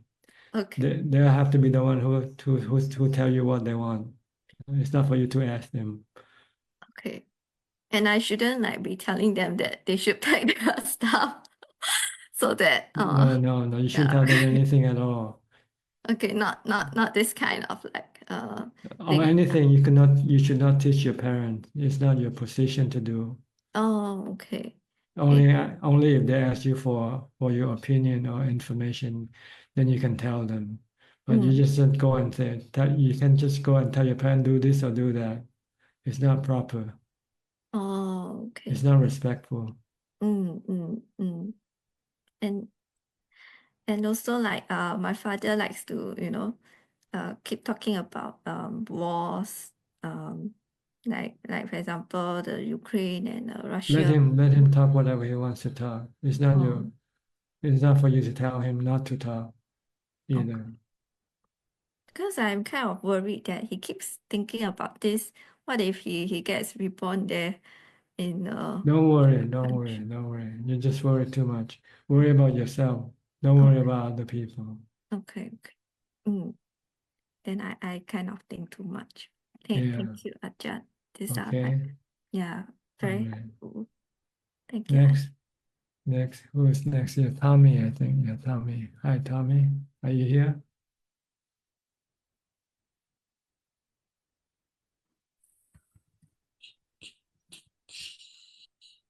Namaskar, Kap. Can you hear me? Yes. Go ahead. Betnanga.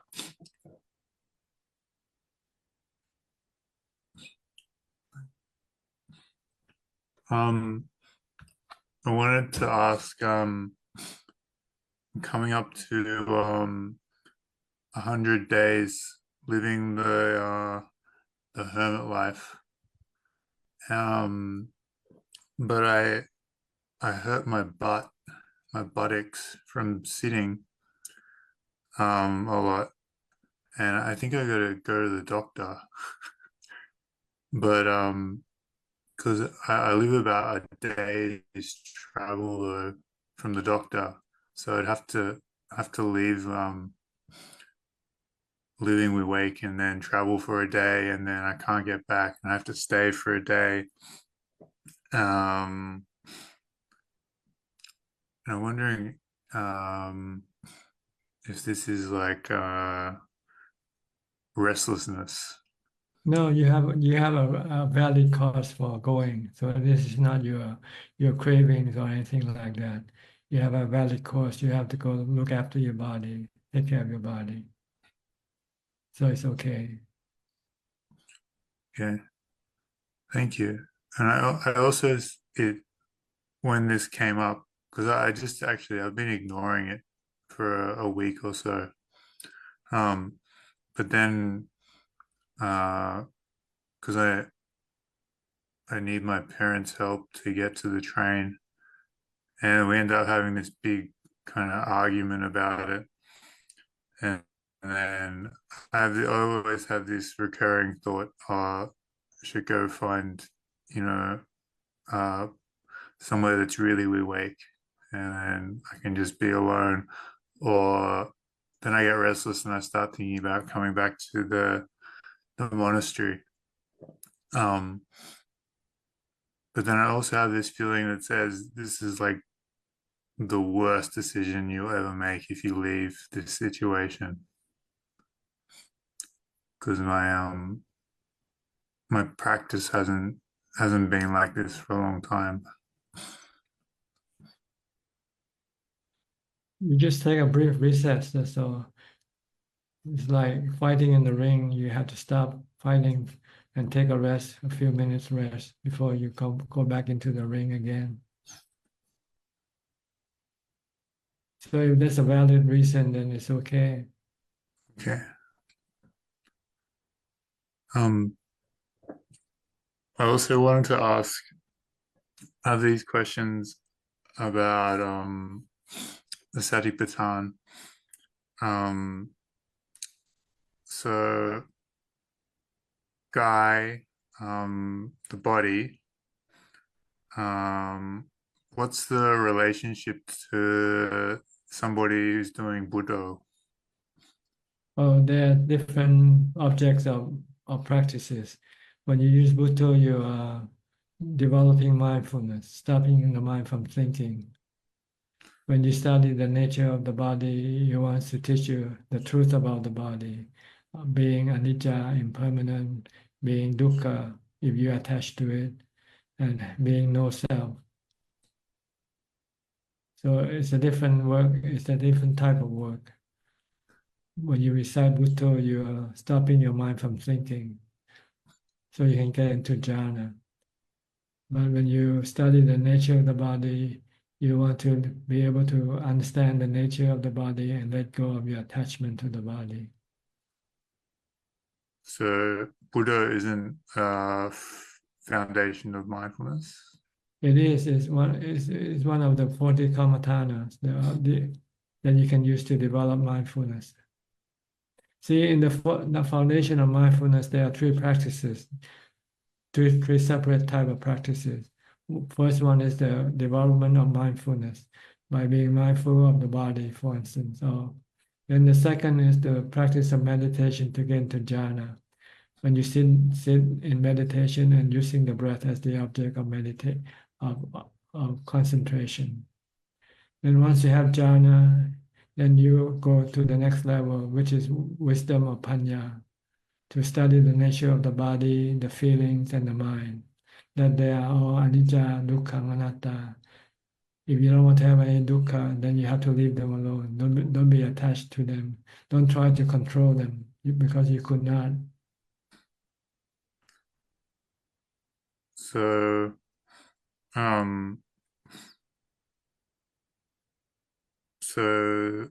a Sotapanna who's seen the three characteristics that had Magga Samakhi, how does that relate to Satipatthana? Well, once he have jhana, then he studied the nature of the body to see that the body is subjected to aging, sickness, and death. See, and if you cling to it, if you don't want it to get old, get sick, or die, you get dukkha. If you don't want to get dukkha, then you just have to let it get old, get sick, and die. So, Satipatthana, is it like something you go through like one to the other, or is it like a circle that comes together? No, don't become attached to the title of the sutta. It's just a name. You have to study the actual teaching, what is about. And it's about developing mindfulness, developing jhana, and developing wisdom regarding the nature of the body, feeling, and mind, so that you can get rid of your attachment to them, because your attachment to them are causing you the suffering right now. Okay, the one that I'm hung up on though is Vedana. Vedana, feelings. Feeling, you have three types of feeling: pleasant feeling, painful feeling, and neutral feeling. And they are changing like clouds in the sky. Clouds are moving, forming, and disappearing. So are these three feelings that appears from the body, come from the body. When you're hungry, you have unpleasant feeling. When you have eaten, you have a full stomach, you have a pleasant feeling. When you're not hungry or full, you have the neutral feeling. They constantly keep changing. So we're just being aware of it throughout the day. Be aware, accepting them. If you're hungry and you cannot get any food, don't get angry, don't get feel bad, because you just have to learn to live with it. Yeah. Then is there a part of the path where you contemplate feeling in terms of anicca, dukkha, anatta?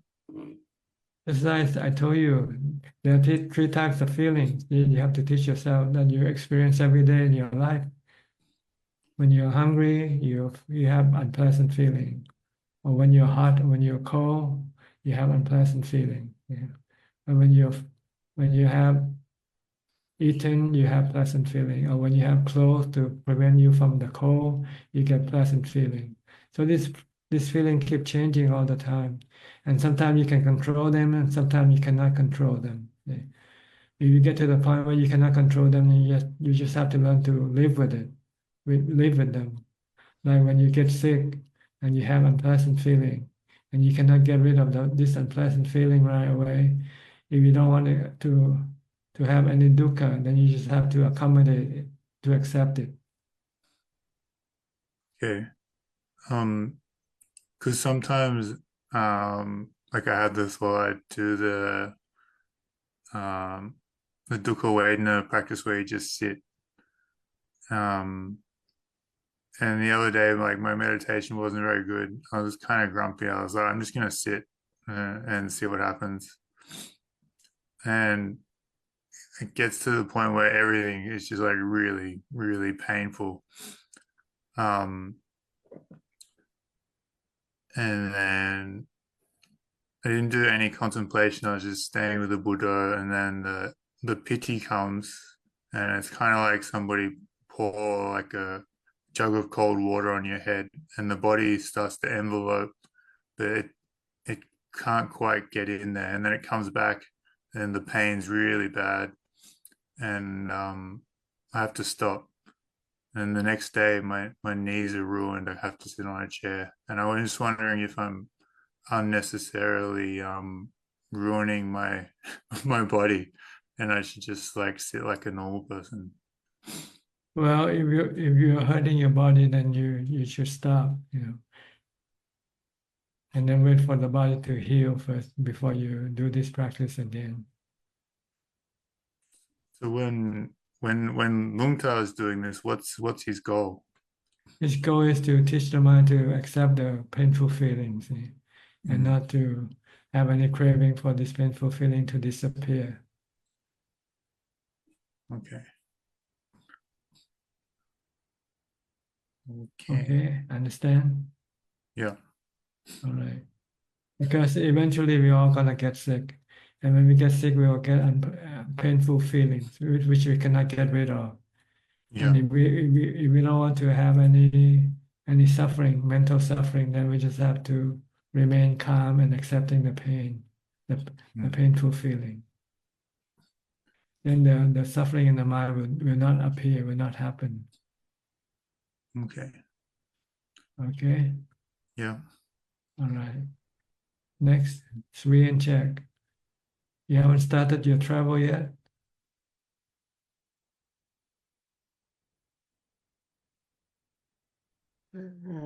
Greetings, Greeting, Ajahn. not yet. Not yet. Tomorrow. Tomorrow.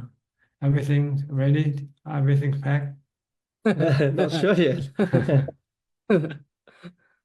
Don't forget anything. Make a checklist. Make a checklist.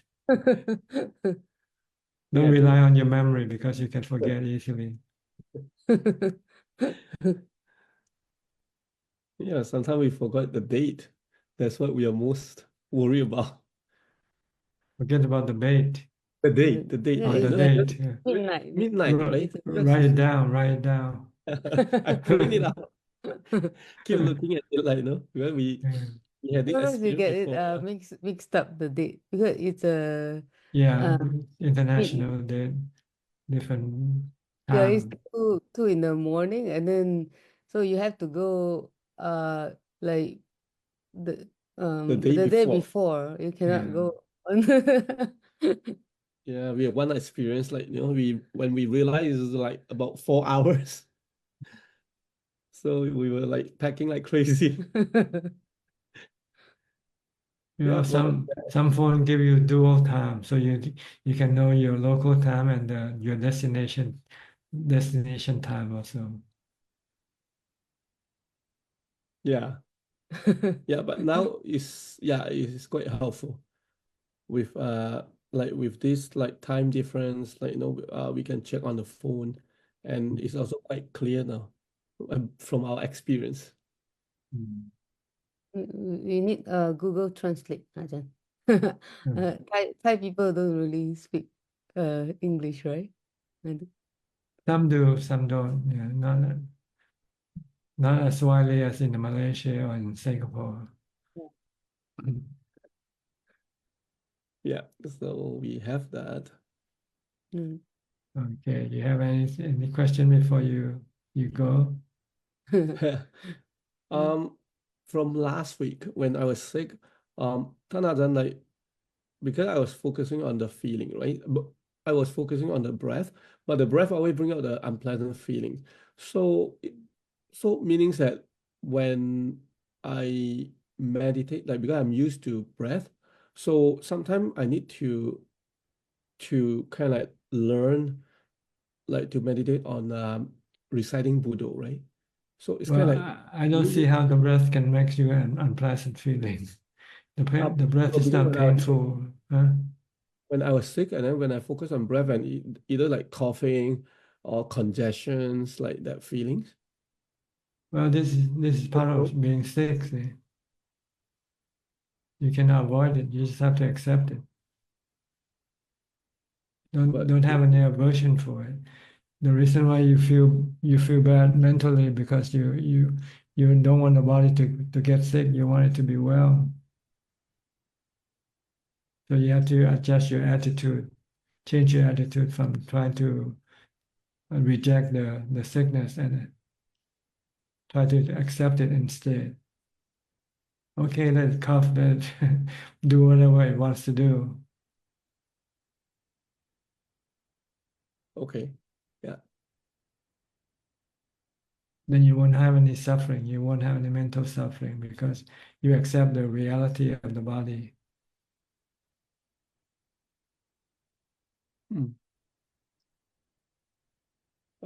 Ajahn, in order to accept the reality of the body, like, our mind need to achieve certain calmness. Well, you have to have equanimity. Yes, a certain calmness, where you can then not reacting to the body situation. Let the body be, leave the body alone. Let it be. If it's gonna get well or not, doesn't matter. Just let it be. You can take either way. But if you're not calm, your defilement wants the body to get well quickly. And when it doesn't happen, then it costs you the the mental suffering. Mm. Yeah. So don't expect anything from the body, since you cannot control the body. Just take the body as it comes. If it's sick, okay, let it get sick. If it's well, then okay, let it get well. You should be able to take them both, either well or sick, equally. Then there will be no dukkha in the mind. But if you only want well and no sickness, then you'll get dukkha when it doesn't get well.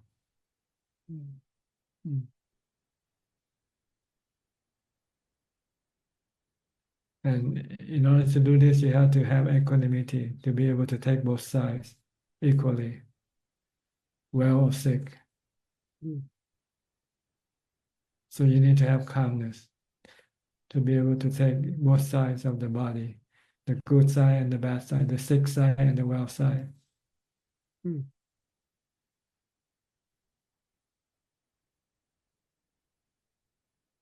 Because you have no choice. Anatta is not under your control. You cannot control like an air conditioner, in which you have you can adjust the temperature as you like. You cannot lower the fever in your body, can you? By remote control.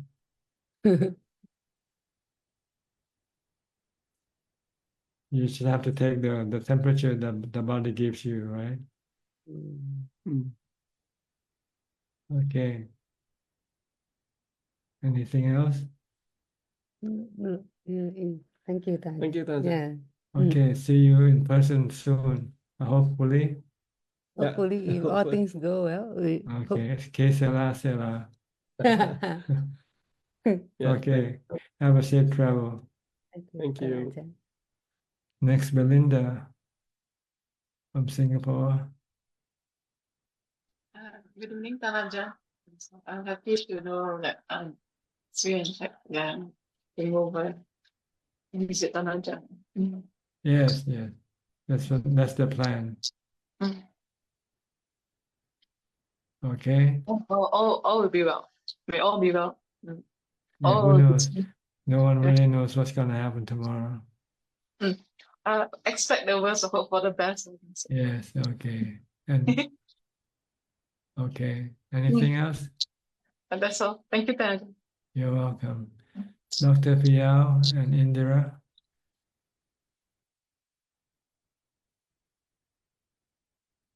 Okay, Good morning from Good morning. Toronto, Tanajan. Always nice to see you and learning so much listening to everyone. I just have something to say. Listening to Sulan, I was thinking I was just like her too. And then when I was like in my early 30s, I was very close to my father and I was very attached to him. And I was living in Canada and he was living in Sri Lanka and he suddenly passed away. And it like really hit me so bad, but it was that dukkha that actually a Buddhist monk, a Sri Lankan Buddhist monk, he's the one who helped me to see this dukkha in life and it really propelled me towards the path. So, sometimes dukkha.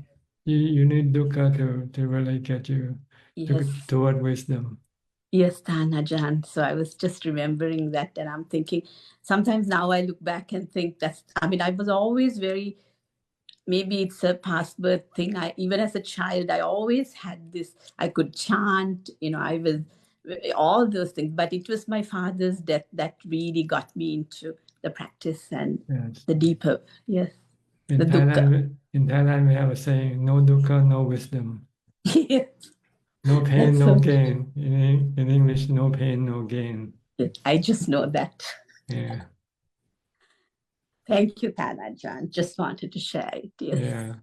It's okay. Don't be afraid of dukkha. Dukkha is good for you. It's a medicine. Yeah, it's a medicine. It reminds you that, you cannot remain comfortable all the time. Yes, that is so true.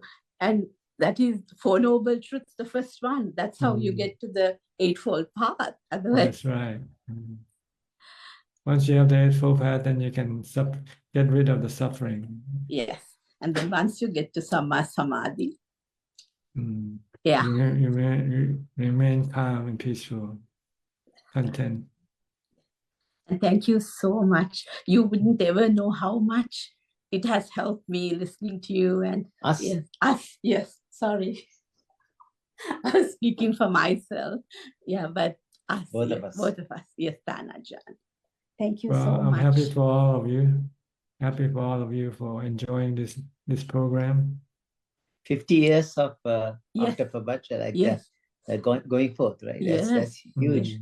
That's a big achievement. Yes. And also for us, I mean, seeing somebody who has lived it, and it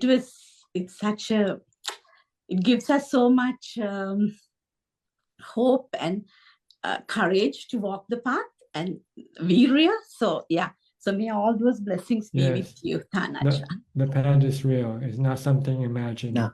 Yes, yes. You can make it happen. Everybody can make it happen. Otherwise, Buddha would say so. You just have to put in the effort. That's all. Effort. Yes, that's what you need. That's what you lack. Yes. The effort to put in the work, the hard work of Yes, giving up everything that you have. It's so true, Tanajan. And it gives us great, pleasure. I don't know whether it's a word pleasure, but kind of to see somebody who's walked the path and, being able to talk to someone like that and share their wisdom. Niramusa Sukha. Yes. Yes, it's been so good. So thank you so much. And Theruvan Saranai to you. Yes. Okay, you're welcome. What about you, Dr. Pia? Any comment? No comment today. I think there's somebody asked about the death of someone and what is their relationship to the Four Noble Truth. I think the Four Noble Truth is just not just four numbers, but there is a task involved in each of these truths. So the first one is the suffering. You have to comprehend the suffering, and the second one is let go of the craving. Third one is realize that to get rid of this craving, you have to realize this. The fourth one, there should be a way. There's a path. Path should be followed. So in the first one, I think comprehend. I think we talk about like it's examples of death is given. Death, old age, sickness. We all know that. But I think the punchline there is clinging to the five aggregates is suffering. So that's which we have to unravel that mystery. What we do, how do we cling, the aggregates, how we suffer. And maybe you're suffering because your own body attachment and towards someone else, adhyatika bahira, so both. Yes, go on. No, so the clinging at the end of the day is the Achilles heel, like The where the point is. causes you to have the craving. See? Yes, craving, clinging, You and cling then the body. You want to keep the body forever. Yeah, yeah. So you crave yes, for the body to exist, not to to disappear, not to die. Yeah. To live. So the second noble truth, when you remove the craving, the clinging is gone, no more. Yes, then you got the cessation of suffering on the third Suffering. noble truth, and you need the path to do it to do yes. these three things. Yeah. You So need those the are the path to comprehend the first truth. You need to have wisdom. Right. To let go of the second, you need equanimity. Okay. Equanimity and wisdom together. Wisdom, yes. Yeah. So equanimity just gives you a temporary relief of suffering, but to get to the final release, I think wisdom is needed. You need wisdom, but you need equanimity to do what wisdom asks you to do. Yeah. So you're like washing your hands. You need both hands to make it clean. Otherwise, one hand alone washing won't do. Yeah, that's right. Good simile. Yeah. Okay. Yeah, good. I'm washing my hands every day with patience. Yeah. So yeah, you're a doctor. You know that. Sadhu. Okay. Thank you, Tanajan, Theruvan All Saranai. right. Thank you. I think now we can go to the email question from Kunjub. กราบนมัสการพระอาจารย์ค่ะ We have 6 questions so far, and the first 3 questions are from the system Gmail. The first question is from Matilka from Cambodia. Do we need to build up some sort of momentum so we can avoid falling short of reaching jhana?